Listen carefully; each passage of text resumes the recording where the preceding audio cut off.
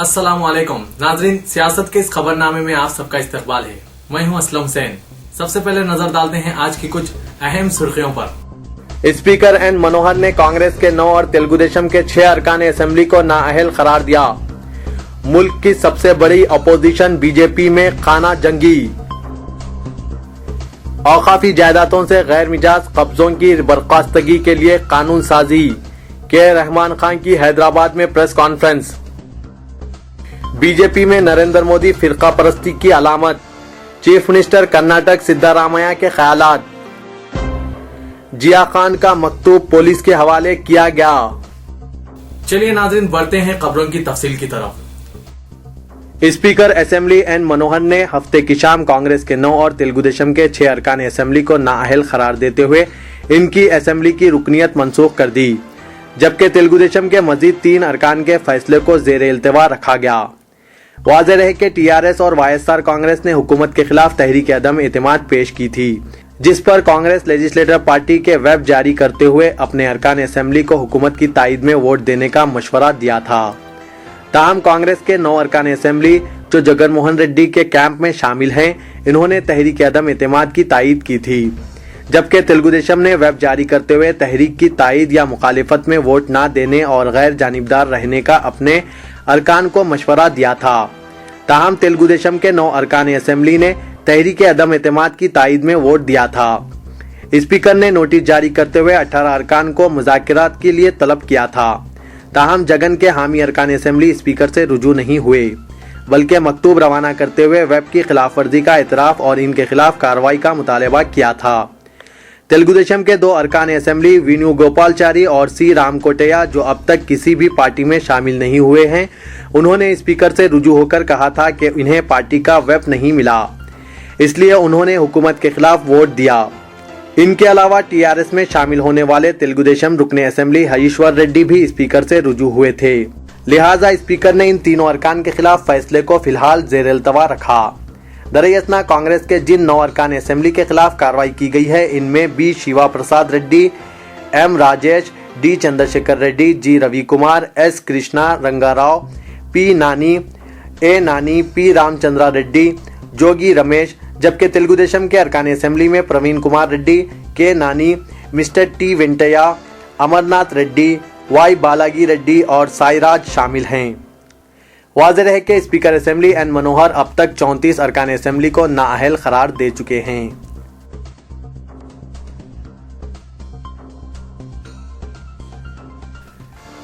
BJP के senior leader LK. Advani को नरेंद्र मोदी की मुखालिफत की कीमत चुकानी पड़ी। इनकी रिहाइशगाह पर मोदी के हामियों ने जबरदस्त एहतजाज किया। एल.के. आडवाणी गोवा में मुनक़िदा पार्टी की कौमी आमिला इजलास में हाजिर नहीं हुए, जिस पर पार्टी हलकों में तशवीश और बरहमी फैल गई है। बीजेपी पर अब पूरी तरह से मोदी कैंप का गलबा हो गया है, जो इस बात के लिए बेचैन है कि पार्टी क़यादत मोदी को सौंप दी जाए।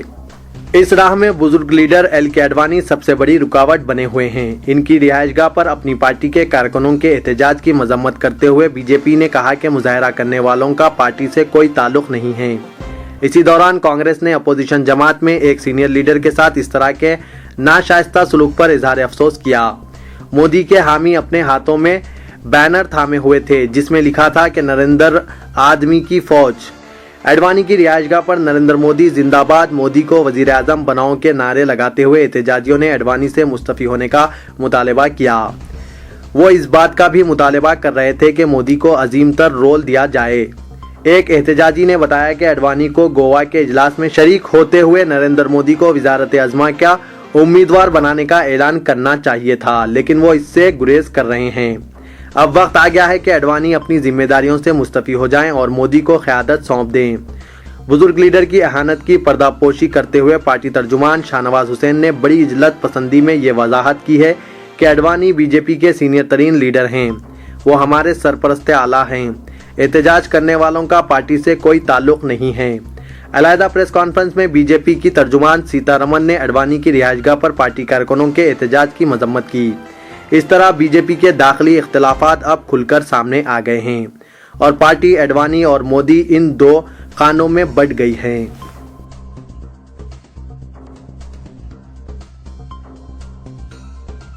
बीजेपी में दाखिली इंतशार का फायदा उठाते हुए कांग्रेस ने कहा कि नरेंद्र मोदी को अहम रोल देने की मुखालिफत करते हुए गोवा में बीजेपी की कौमी आमेला के इजलास में शिरकत न करने वाले senior BJP leader LK. Advani की रिहाइशगाह के बाहर देखी गई गुंडागर्दी से सारा मुल्क चौंक गया है। कांग्रेस की एक तर्जुमान रेणुका चौधरी ने कहा कि आडवाणी के घर के बाहर जो कुछ भी हुआ है वो हम सबको चौंका देने के लिए काफी है।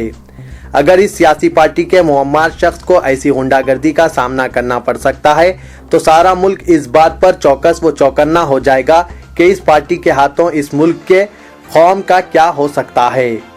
बिलाशुबा हम इस वाक़े से चौंक गए हैं। श्रीमती रेणुका चौधरी ने कहा कि आडवाणी के घर के बाहर पेश आए नाज़ेबा वाक़े ने इस बात को बेनकाब कर दिया है कि बीजेपी कायदीन और कारकुनों ने अपने बुजुर्गों के साथ कैसा सलूक करते हैं। रेणुका चौधरी ने इस वाक़े पर तंजिया तबसरा करते हुए कहा कि मुल्क ने अभी सिर्फ ट्रेलर देखा है, मुकम्मल फिल्म देखना हनूज बाकी है।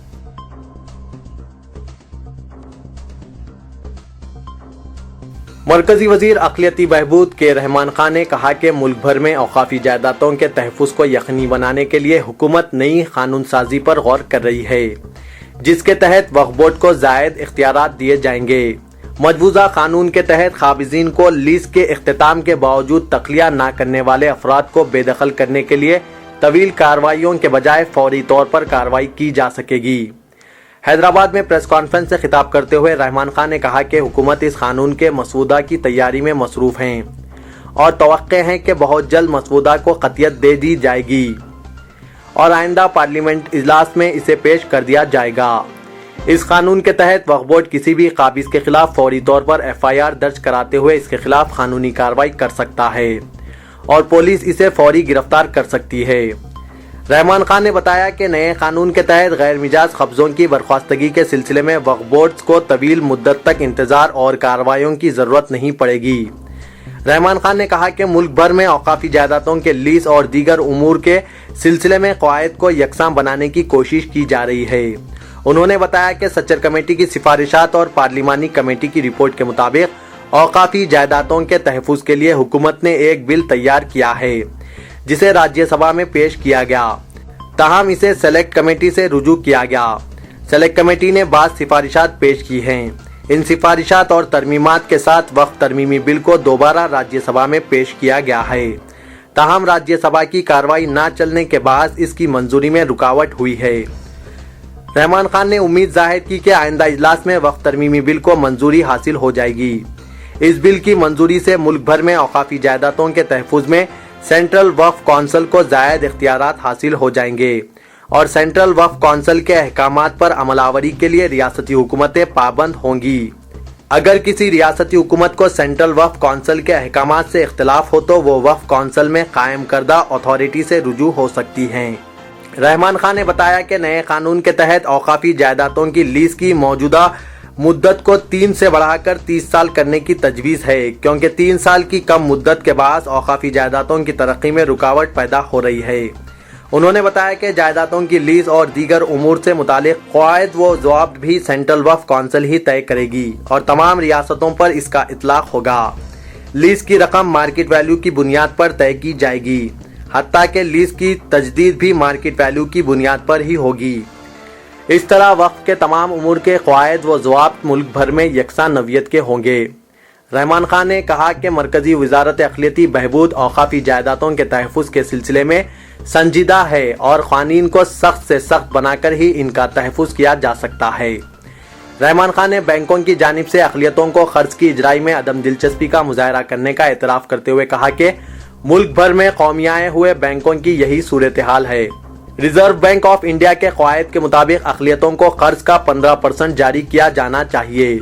मुल्क में 1,76,000 करोड़ रुपए अक़लियतों को जारी किए जाने चाहिए, लेकिन बैंकों का मुज़ाहरा इंतहाई मायूस कुन है।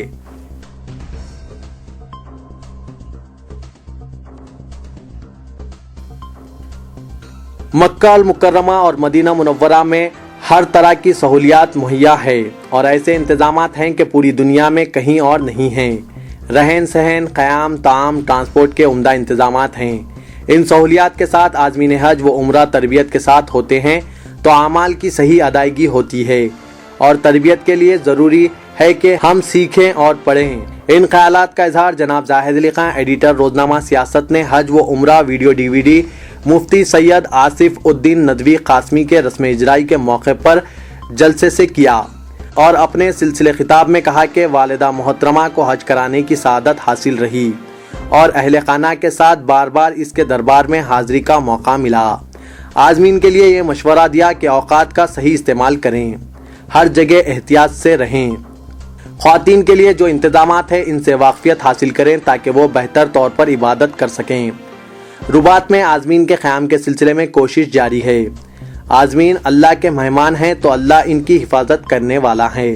क़ब्ल अज़ीं मौलाना मुफ्ती सैयद आसिफुद्दीन नदवी कासमी, जनरल सेक्रेटरी लब्बैक सोसाइटी ने कहा कि हज व उम्रा वीडियो DVD दरअसल गुज़िश्ता 9 बरस के अमली तजुर्बात का खुलासा है, जिसमें हज व उम्रा के मसाइल व फ़ज़ाइल, दुआएं, आमाल और पूरे सफ़र को कदम ब कदम समझाया गया है।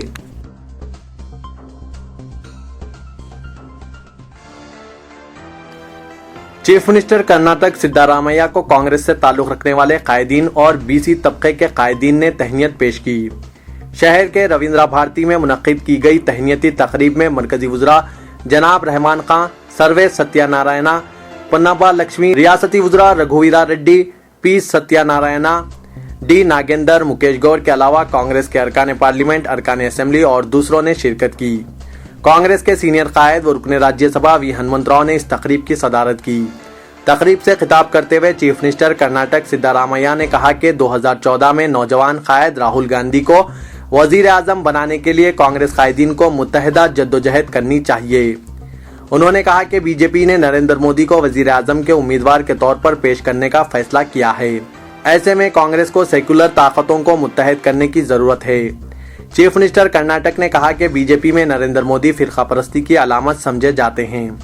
इसके बावजूद कर्नाटक में इंतखाबात में नरेंद्र मोदी की मुहिम ठंडी पड़ गई। उन्होंने कहा कि कर्नाटक में बदउनवान BJP हुकूमत को इख्तिदार से बेदखल करने का अवाम ने क़ब्ल ही फैसला कर लिया था।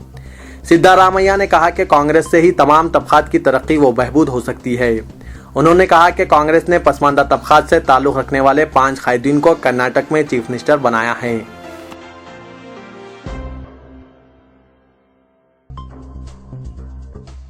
तेलंगाना के सियासी ज्वाइंट एक्शन कमेटी के सदर नशीन प्रोफेसर कोदंडाराम ने वाज़ेह तौर पर कहा कि रुकावटों और मुश्किलात के बावजूद 14 जून को शेड्यूल के मुताबिक चलो असेंबली प्रोग्राम होगा। हफ्ते को मीडिया के नुमाइंदों से बातचीत करते हुए उन्होंने हुकूमत से कहा कि वो क़वायद के मुताबिक प्रोग्राम की इजाज़त दें। उन्होंने हुकूमत को इंतबाह देते हुए कहा कि अगर 14 जून को तशद्दुद का कोई वाक़या पेश आता है तो इसके लिए वही जिम्मेदार रहेंगे। उन्होंने हुकूमत से कहा कि एहतियाती गिरफ्तारियां बंद कर दें। कोदंडाराम ने कहा कि हुकूमत अगर ये गिरफ्तारियां नहीं रोकती है तो फिर कांग्रेस के अरकान असेंबली और वुज़रा को तेलंगाना के देहातों में दाखिल होने नहीं दिया जाएगा। कोदंडाराम ने कहा कि एहतजाज में शिद्दत पैदा करते हुए हत्ता के आम इंतखाबात से क़ब्ल अलहदा रियासत तेलंगाना हासिल कर लिया जाएगा।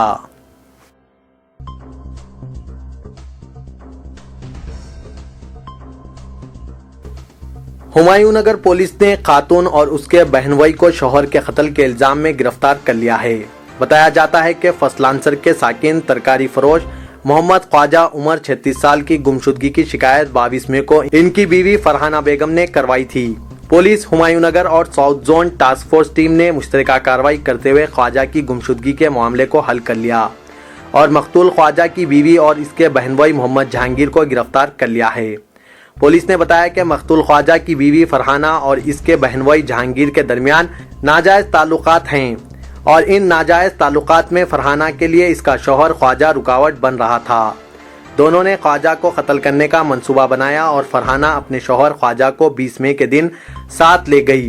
दोनों ऑटो में सवार थे जिनका जहांगीर चन्नान गुट्टे पर इंतजार कर रहा था, जहां तीनों में बातचीत हुई और एक बाबा से मुलाकात के लिए कंदकूर गए, जहां ख्वाजा का कत्ल करने के बाद इसकी नाश को गड्ढा खोदकर दफना दिया गया। पुलिस ने दोनों से इस राज को उगलवाया और ख्वाजा कत्ल केस में मुलविस इसकी बीवी और इसके बहनोई को गिरफ्तार कर लिया गया।